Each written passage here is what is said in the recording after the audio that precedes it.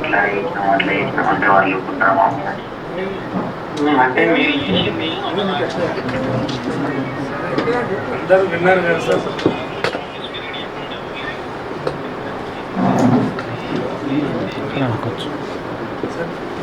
నేను ధైర్యంగా చెప్పదలుచుకున్నది ఇక్కడ మళ్ళీ నిన్న TV5 ఇంటర్వ్యూలో కూడా నేను చెప్పినాను ఇదే విషయం. కొంతమంది కార్పొరేట్ శక్తులు కానీ పడని డాక్టర్లు కానీ కొంతమంది మన దగ్గర పనిచేసిపోయిన పిల్లలు కానీ చేసిన ఒక చిన్న మిస్టేక్ని మేనకా గాంధీ ఒక సెలబ్రిటీ ద్వారా ఈ మొత్తాన్ని మీడియాని కానీ గవర్నమెంట్ కానీ భయభ్రాంతులకు గురి చేసి ఈ హాస్పిటల్ నందు చాలా ఏదో జరుగుతుంది అని అన్ని డిపార్ట్మెంట్స్ని చేసిన తర్వాత మాకు జరిగింది ఏంటంటే యానిమల్ హస్బెండరీ డిపార్ట్మెంట్ కానీ యానిమల్ వెల్ఫేర్ డిపార్ట్మెంట్ నుంచి కానీ GHMC నుంచి కానీ అందరు రావడం జరిగింది. ఆ రోజు కూడా నేను చెప్పినాను, ఎవరికి ఏ డౌట్ ఉన్నా మీరు మా hospital 24/7 open. So emergency hospital ఏ రోజు అయినా వచ్చి చెక్ చేసుకోండి, ఏదైనా ఆధారాలు దొరికితే ఖచ్చితంగా మేము దానికి బాధ్యతగా ముందుకు వస్తామని చెప్పినాము.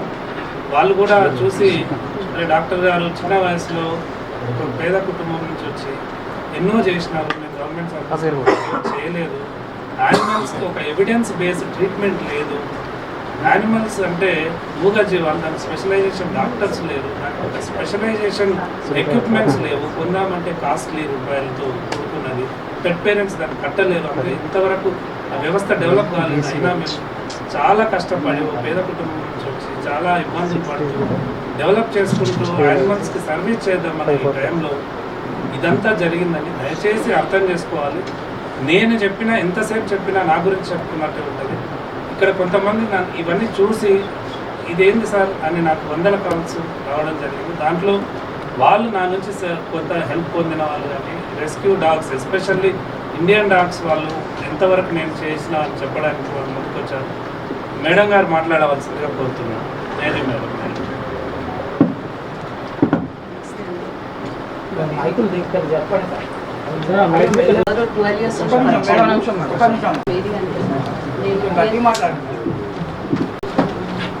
నేను యూజువల్గా డాగ్స్ని రెస్క్యూ చేస్తాను. ఎవరైనా ఇట్లా ఊళ్ళకి వెళ్ళిపోతే వాళ్ళు రోడ్లపై వదిలేసరికి ఆ డాగ్స్ని తెచ్చి నేను అడాప్ట్ చేసుకుంటాను. కొన్నింటికి బయటనే ఫుడ్ పెడతాను. అయితే నాకు సార్ 12 years నుండి పరిచయం ఫోన్ ద్వారా. నేను ఇదివరకు అంత పెద్ద ఫెసిలిటీ ఇక్కడ షెల్లింగపల్లి కానీ ఇక్కడ హైదరాబాద్లో ఎక్కడ కనిపించలేదు. అయితే సీతారాంబాగ్లో ఒక హాస్పిటల్ ఉన్నది, గవర్నమెంట్ హాస్పిటల్. అక్కడికి వెళ్ళేదాన్ని నేను. అక్కడ వెళ్తే మీరు ఎక్కడ నుండి వస్తున్నారంటే ఇట్లా గచ్చిపల్లి నుండి వస్తున్నారు సార్ అంటే ఆ సార్ ఈ సార్ది నెంబర్ ఇచ్చారనమాట. ఈ సార్ది నెంబర్ ఇస్తే ఇంకా అప్పుడు 2014 అనుకుంటున్నాను. అప్పటి నుండి నేను సార్తో కాంటాక్ట్లో ఉన్నాను. ఇంకా నాకు 7th డాగ్ ఇప్పుడు మా ఇంట్లో ఉన్నది. నేను పెంచుకున్న డాగ్ ఇది. ఇంతకుముందు నా 2 డాగ్స్ ఒక 18 years వరకు ఉండవి చనిపోయాయి. తర్వాత దీన్ని తెచ్చుకున్నాను మళ్ళీ 2024లో మా ఇంటికి వచ్చింది. డిసెంబర్లో వచ్చింది ఇది మా ఇంటికి. అప్పటి నుండి నేను సార్ దగ్గరనే దీనికి మొత్తం కంప్లీట్గా ట్రీట్మెంట్ ఇవ్వడం ఇవన్నీ జరిగింది. రీసెంట్గా అండి నాకు ఇది అంతే టీవీలో వస్తుంటే నాకు మా పిల్లలు చూశారు కానీ నాకు ఎవరు చెప్పలేదు.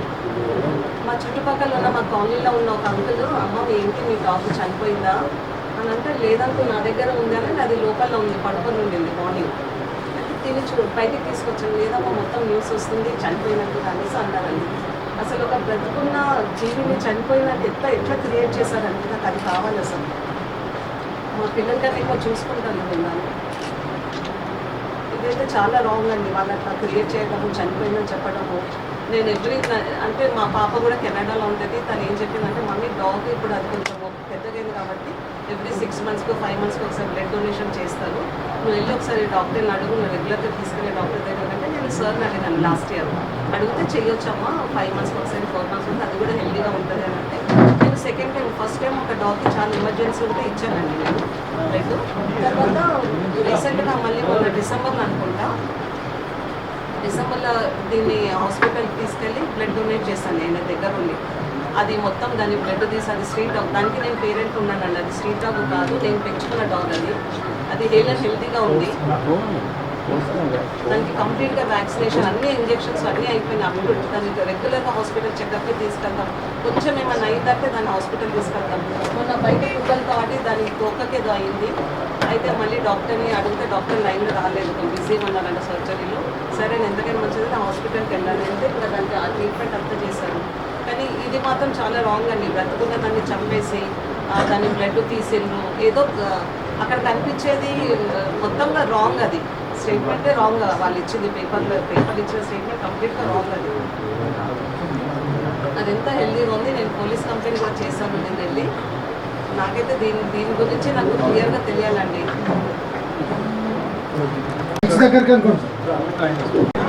నేను హాస్పిటల్ ట్రస్టీవేట్ అనే హాస్పిటల్ పేరు ఉంది. తర్వాత బెడ్స్ కేర్ సూపర్ స్పెషాలిటీగా పెట్టినప్పుడు నా కొడుకు గురించి ఏదో ఒకటి చేయాలి, నాకు ఒక 5-6 సంవత్సరాల తర్వాత బాగుంటుందని చారిటబుల్ ట్రస్ట్ స్టార్ట్ చేసి అతని పేరు మీద విజువల్స్ మీరు స్క్రీన్ పైన చూడొచ్చు. దట్ ఈస్ క్రితిన్ చారిటబుల్ ట్రస్ట్ అండి. దాంట్లో రెస్క్యూ డాగ్స్ కానీ అబండెంట్ డాగ్స్ కానీ రీకెప్. దిస్ ఈజ్ నాట్ ఈరోజు ఏదో ఇష్యూ జరిగిందని చేసింది అండి. 2018లో జరిగింది. అది ఫ్రీ కన్సల్టేషన్ కానీ ఫ్రీ రేబీస్ వ్యాక్సిన్ కానీ వాటికి ట్రీట్మెంట్ కానీ రేబీస్ వ్యాక్సిన్స్ చేస్తామని ప్రకటించడం జరిగింది. అదే రకంగా చాలామంది షెల్టర్స్కి వెళ్ళడము, చాలామంది వీలైనంత వరకు ఇప్పుడు మన ప్రేమ్పాల్ గారు ఒక్క నిమిషం. ప్రేమ్పాల్ గారు ఈ కుక్కని నేను రీసెంట్గా అండి ఒక 20 రోజులు 30 ఇష్యూ రాకముందే జనరల్గా మేము షెల్టర్స్కి వెళ్ళడము, వ్యాక్సినేషన్ చేయడం చేస్తుంటాం. ఫ్రీగా చేయాలి పాపం అని ఎవరైనా ఖర్చిన పిల్లలకు రేబీస్ వస్తుంది, ఈ రకంగా జరుగుతుందని వీటికి వ్యాక్సిన్ పారలైజ్డ్ డాగ్స్ ఉన్నాయి. అవి చాలా ఇబ్బంది పడుతూ ఉంటే నేను ఈ మధ్యకాలంలో వీటికి ఫిజియోథెరపీ అనే ఒక యాక్టివిటీ తీసుకొద్దామని ఆ హైడ్రోథెరపీ దాంట్లో తీసుకొచ్చి ఒక హ్యూమన్ ఫిజియోథెరపీ డాక్టర్ని హైర్ చేసినామని. ఒక వెటర్నరీలో ఒక హ్యూమన్ డాక్టర్కి వీఆర్ గివెన్ ఎంప్లాయ్మెంట్. ఆమె చక్కగా వీటికి ఫిజియోథెరపీ చేస్తుంటే కొన్ని డాగ్స్ లేచి నడుస్తున్నాయి, ఇప్పుడు లేస్తున్నాయి. హైడ్రోథెరపీ ఇచ్చాము. పాప ఈ ప్రేమ్పాల్ గారు అనే వ్యక్తి ఈ మానవ సంబంధాలు ఇలాగ కాంపిటీషన్ ఇలా అని వదిలేసి వాళ్ళ 2 పిల్లలు అమెరికాలో ఎక్కడో ఆల్రెడీ సెటిల్ అయ్యి పెద్ద వాళ్ళ మిస్సెస్ హెడ్ మాస్టర్ ఉంటారు. పాపం ఆయన చూడండి, ఈ మానవ సంబంధాలు వద్దని ఒక షెల్టర్ నడిపించుకుంటూ ఈ మేడం గారు మాకు వర్ధిని మేడం అని లాయర్ ఉన్నారు. ఆ మేడం స్టార్ట్ చేసిన సెంటర్ను తను కేర్ చేసుకుంటూ తను నమ్మి తన చేతిలో పెడితే మేము రీసెంట్గా దీనికి ఫిజియోథెరపీ అవన్నీ స్టార్ట్ చేస్తే ఇవన్నీ చూసి చాలా బాధపడి ఏడ్చి, సార్ ఇది అంతా ఏంది, మీ గురించి రావడం ఏంది, నేను ఖచ్చితంగా వచ్చి మాట్లాడతానని ఈరోజు ఎక్కడో కందుకూరు నేదునూరు నుంచి రావడం జరిగిందండి. ప్రేమ్పాల్ గారిని మాట్లాడవలసిందిగా కోరుతున్నాను. అందరికీ నమస్కారం అండి. డాక్టర్ వెంకట గారు రావట్లేదు, కొద్దిగా జోర గట్టిగా మాట్లాడండి. గారు నాకు ఈ ఏప్రిల్ 21 రోజు మొట్టమొదటిగా పరిచయం అయ్యారు. డాక్టర్ అడ్వకేట్ వర్ధిని మేడం గారి ద్వారా ఆయన ఇన్ఫ్లుయెన్స్ అయ్యి మా షెల్టర్లో ఉన్న డాగ్స్కి వ్యాక్సినేషన్ ట్రయల్ చేసేసి వచ్చారు. అప్పుడే ఆయన మొదటిసారి చూడడం పరిచయం ఉన్నట్టు. చాలా బాగా వచ్చిన డాగ్స్కి చాలా అన్నీ కూడా వెల్ బిహేవ్డ్గా ఉంటాయి. చాలా వాటితో చాలాసేపు ఫ్రెండ్లీగా ప్లే చేశారు, కటింగ్ చేశారు, అంతా చేసి వ్యాక్సిన్స్ చేశారు.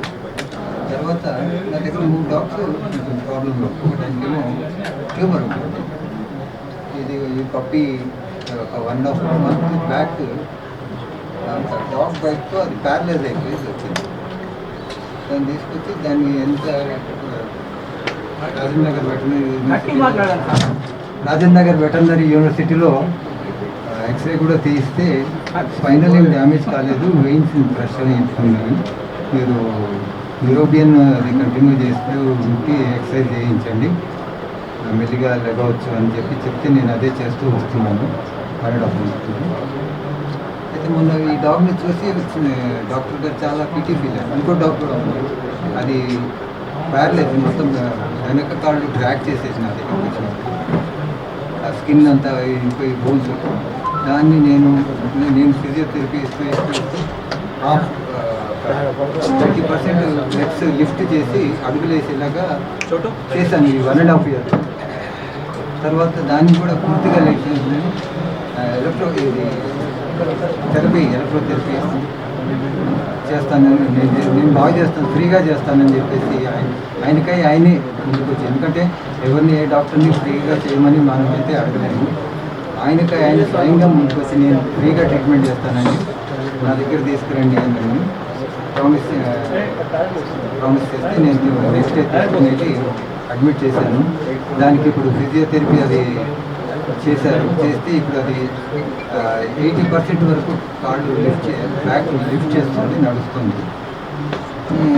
ఇది ఆయనతో ఆయన చేసే ఇప్పుడు పప్పి కూడా, కాకపోతే పప్పిలో ఏమి ఇంకా యాక్టివిటీస్గానే ఉంది, ఇంకా ఏమి ఇది కాలేదు. రీసెర్చ్ చేసుకొని తీసుకెళ్ళామని అనుకున్నాను.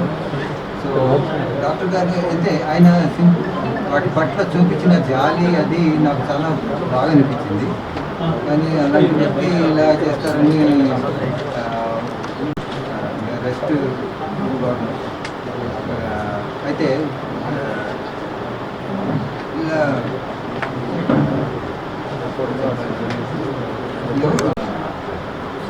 జరిగిందేంటో తెలియదు. మరి కొందరు ప్రతితో కూడా పసపట్టిన వాళ్ళు ఉంటారు, ఒకసారి హర్ట్ అయిన వాళ్ళు ఎక్కడైనా మనం వాళ్ళకి నో అని చెప్పామనుకోండి ఏదైనా విషయంలో, వాళ్ళు బ్యాడ్ ప్రాపగండా చేసే వాళ్ళని కూడా నేను చాలామంది చూశాను. గురించి నా గురించి కూడా చేసిన వాళ్ళు ఉన్నారు. నేను ఎన్నో వదిలేసుకుని నా లైఫ్లో లగ్జరియస్ లైఫ్ ఉండేది నాకు, అవన్నీ వదిలేసుకొని నేను వచ్చిన 12 ఏళ్ళ నుంచి నేను సర్వీస్ చేస్తూ వచ్చాను. ఏ ఎన్జిఓలకి నేను ఇంకా చేయలేదు. చేసి ఏంటి డొనేషన్స్ అడగడం, రెస్క్యూ చేసేసి పోస్ట్ పెట్టేసి అలాంటివి ఎప్పుడూ నేను చేయలేదు. ఒకటైతే ఎక్స్ట్రీమ్ కేసెస్లో సర్జరీస్లో 20,000 30,000 కావాలని పోస్ట్ ఒకవేళ రిక్వెస్ట్ చేసినా కూడా 500 1000 2000 మించి ఇచ్చేవి కావాలి. అయినా ఇంకా నేను దానికి అడగడం ఎందుకు ఒకరిని అని చెప్పేసి నేను పూర్తిగానే మానేశాను. ఏదన్నా నా ఫ్రెండ్ సర్కిల్, నన్ను నమ్మి వాళ్ళు చేస్తున్న హెల్ప్ ద్వారా నేను ఇది రన్ చేస్తున్నాను. అయితే వెంకట్ గారు ఆ రోజు స్పందించిన తీరు నాకు చాలా బాగా అనిపించింది. ఆయనలో ఇంత మానవత్వం ఉన్న డాక్టర్స్ కూడా ఉంటారా అని అనుకున్నాను. ఎవరైనా కొందరు డాక్టర్స్ ఎంతోమంది నన్ను చాలా నచ్చుకున్న వాళ్ళు మనకు నచ్చుకుంటారు. వాళ్ళకి అంటే 10,000 దగ్గర సార్ ఒక మీకోసం ఒక 8,000 చేస్తామండి అని ఒక కొంచెం కన్సెషన్ అనేది చేస్తారు. కానీ ఇలా టోటల్గా ఫ్రీగా చేస్తామని చెప్పేసి ఎవరు ముందుకు రాలేదు. డాక్టర్ గారు వచ్చారు, చేశారు. ఇది ఇప్పుడు 80% వరకు నిలబడుతుంది. ఒక 20% వచ్చేస్తే ఇంకా హ్యాపీగా అది లేచి నడుస్తుందని నాకు నమ్మకం వచ్చేసింది. ఎందుకంటే ఇవన్నీ చూసి స్పందించి నేను కూడా సార్ మీరు చాలా రోజుల నుంచి చూస్తున్నాను, స్ట్రే డాగ్స్ చేస్తున్నాను వచ్చాను. మేడం ఒక్కసారి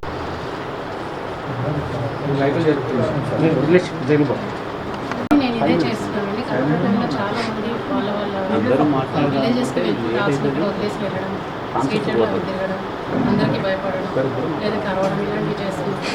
అందరు మనుషుల గురించి కలిగినట్టుంటే నేను డాగ్స్ పెంచుకున్నాను. అప్పటి నుండి డాగ్స్ కొంచెం గట్టిగా మాట్లాడాలి.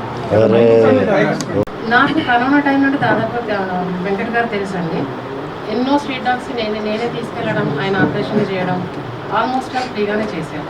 కొన్నింటికి కొంచెం హెవీ మెడికేషన్ ఉన్నప్పుడు నేను పే చేసుకున్నాను. ఎక్కడ ఎవరిని ఏమి అడగలేదు, నాకు ఏ ఎన్జిఓకి ఏ సంబంధం లేదు. నేను ఎన్నోగా చేస్తాను. మధురనగర్ మెట్రో స్టేషన్ దగ్గర మా ఇల్లు, అక్కడ మా డాగ్స్. అలాగే నాకు కూడా డాగ్స్ ఉన్నాయి. ఆ డాగ్స్ ప్రతిదానికి నేను డాక్టర్ దగ్గరికి వెళ్తాను.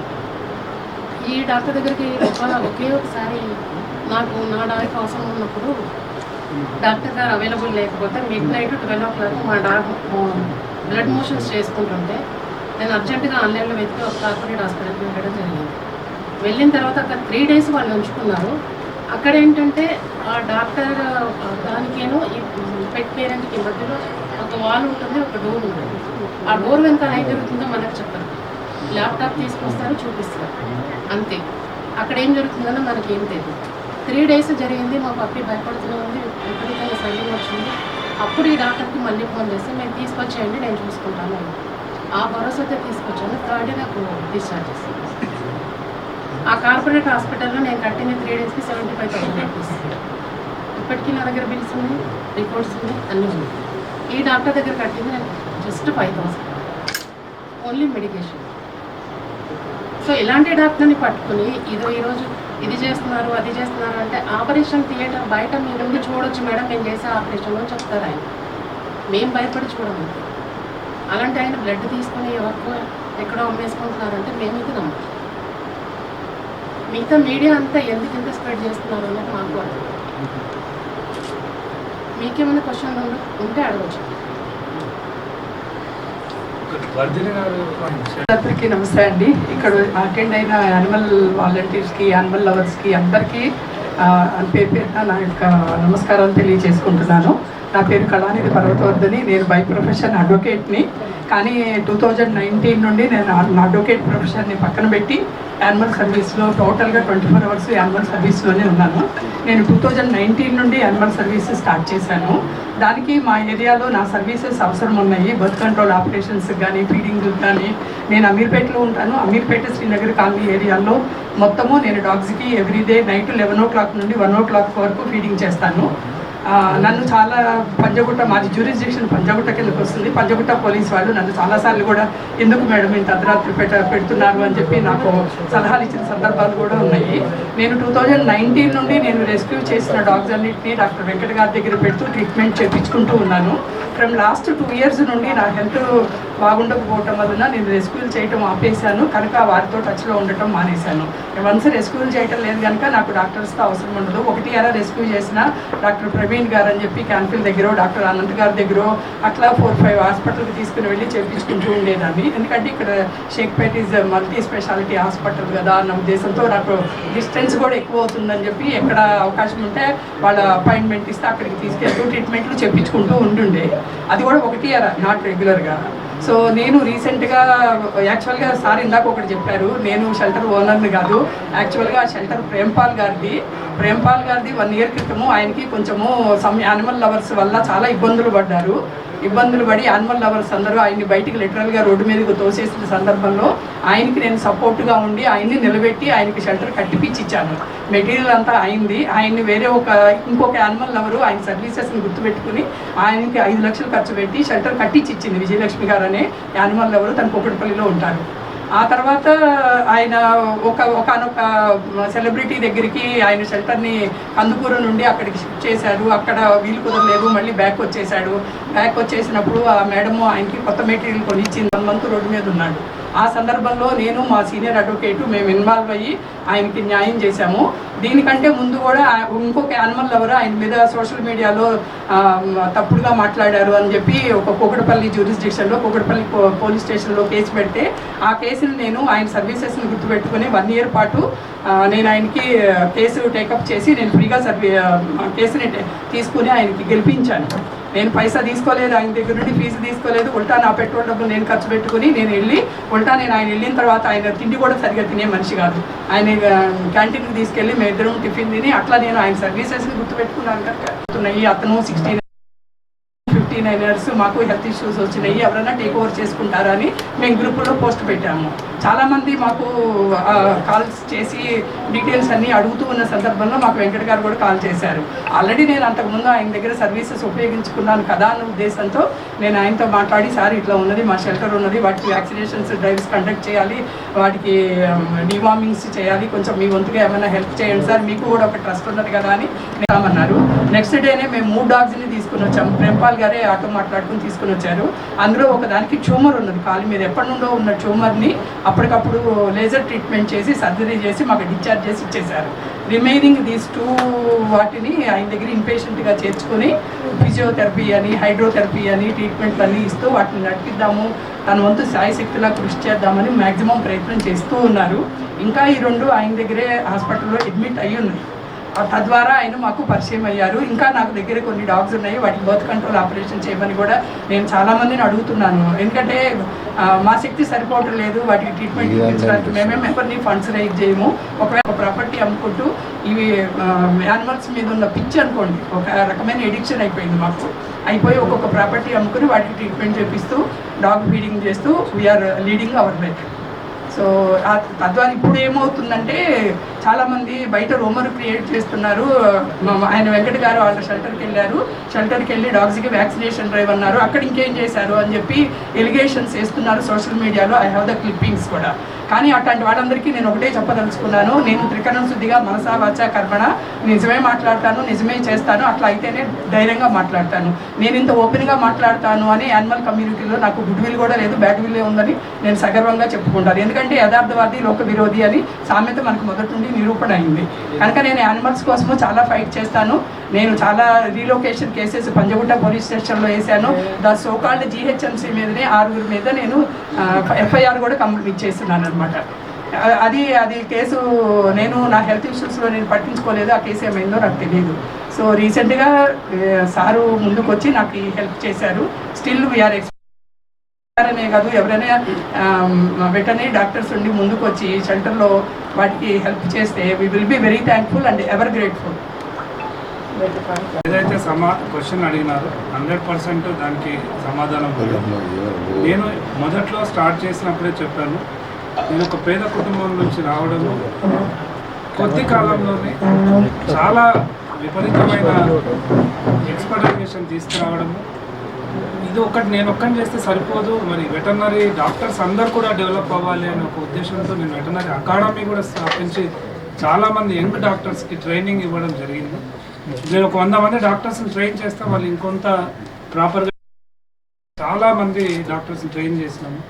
ఇదంతా ఖచ్చితంగా చూడలేక ఓర్వలేక పగడ్బందీగా పథకం ప్రకారం మాత్రమే స్టాఫ్ని మా హాస్పిటల్లో పంపించి మా ఇంటర్నల్ ఇన్ఫర్మేషన్ ఏదైతే హాస్పిటల్స్లో ఉన్నాయన్నీ లీక్ చేసి, మేము ఎప్పుడైతే సర్టిఫికేట్స్ లాంటివి అడిగినప్పుడు అలాంటి సర్టిఫికేట్స్ వాళ్ళ దగ్గర లేనప్పుడు వాళ్ళు మా మీద నింద వేస్తూ ఇమ్మీడియట్గా వెళ్ళిపోయి మళ్ళీ అదే హాస్పిటల్లో కొనసాగుతూ ఈ సంభాషణలో వినిపించింది ఒక 4 డాక్టర్స్ అని చెప్తున్నారు.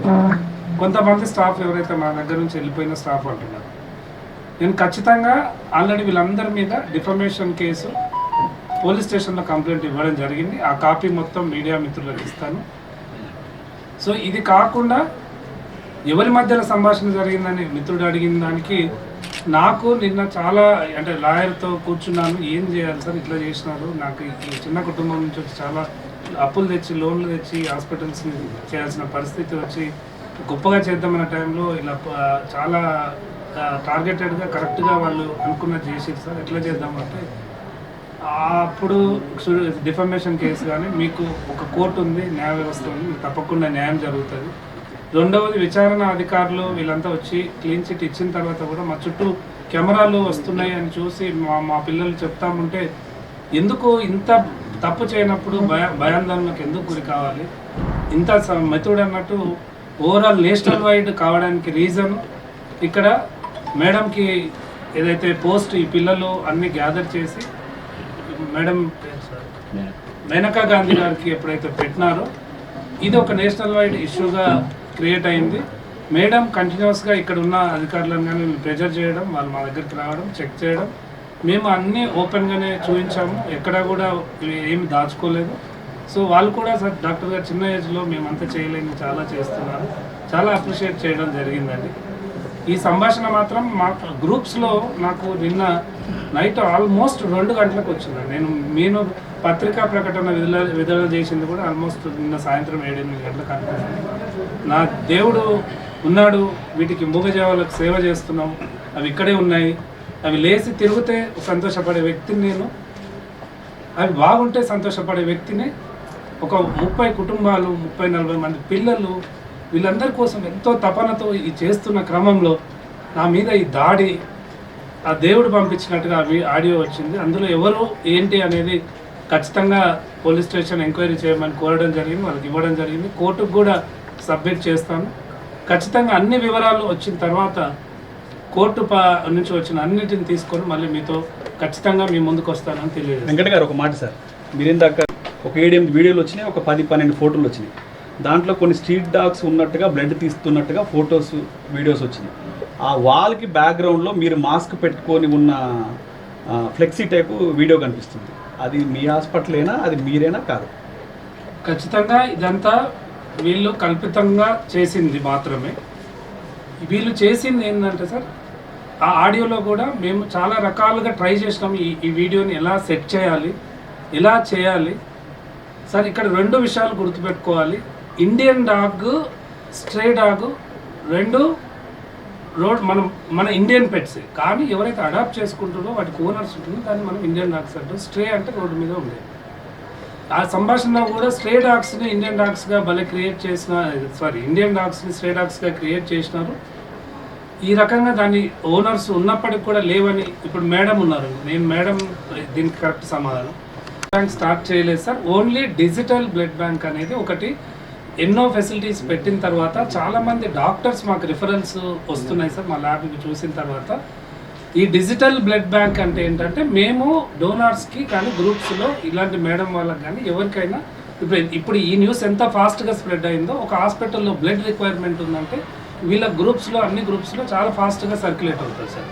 దానికి సంబంధించి కూడా మా హాస్పిటల్ నందు మేము చేసిన పోస్టులు సార్ ఇవి. డాగ్ బ్లడ్ క్యాంప్ ఇది మేము ఆన్లైన్లో పెట్టింది. Donate your blood and save life. దీనికి ఒక క్యూఆర్ కోడ్ స్కానర్ పెట్టి ఎవరైతే దీనికి డొనేట్ చేయాలనుకుంటున్నారో ఆ క్యూఆర్ కోడ్ మా హాస్పిటల్ పేస్ట్ చేసి ఉంటుంది. ఇవన్నీ డొనేట్ చేసి దాని ద్వారా ముందుకు వచ్చి చేయండి అని మేము చెప్పినప్పుడు ఎవరైనా ముందుకు వస్తే సార్ ఖచ్చితంగా హెల్తీగా ఉండాలి సార్. చేయాలంటే దాని సిబిసి, హిమోగ్లోబిన్, ఆర్బీసీ మంచిగా ఉండాలి. దానికి కానీ ఏదైతే రిక్వైర్డ్ ఉంటుందో దానికి మాత్రమే ఇక్కడ ఛార్జెస్ అనేది చేయడం జరుగుతుంది. కానీ ఆ ఫోటోల్లో చాలా బెడ్ ప్లాకెట్స్ అక్కడ ఫ్రిడ్జ్లో పెట్టినట్టు కొన్ని విజువల్స్, ఫొటోస్ ఉన్నాయి. సార్ ఖచ్చితంగా ఈ ఫోటో ఇప్పుడు ఏఐ జనరేషన్లో వాళ్ళు ఎన్నైనా క్రియేట్ చేస్తున్నారు సార్. మా హాస్పిటల్లో అలాంటి ఫ్రిడ్జ్ కానీ ఫొటోస్ కానీ మా దగ్గర లేదు. మీ అందరినీ మీడియా మిత్రులని ఈరోజు కూడా నా సౌహృదయంగా ఆహ్వానిస్తున్నా. అందరు రండి, హాస్పిటల్ మొత్తం చూడండి, అన్ని వెరిఫికేషన్ చేయండి. లాస్ట్ ఇష్యూ వచ్చిన దగ్గర నుంచి నేను మొత్తం సీసీటీవీ ఫుటేజ్ కూడా మీకు ఇస్తాను. నేను ఏదైనా మాయం చేసినట్టు నాకు ఏదైనా మీకు అనుమానం ఉంటే కూడా ఏదైనా సీసీటీవీ ఫుటేజ్ చెక్ ఎవ్రీథింగ్.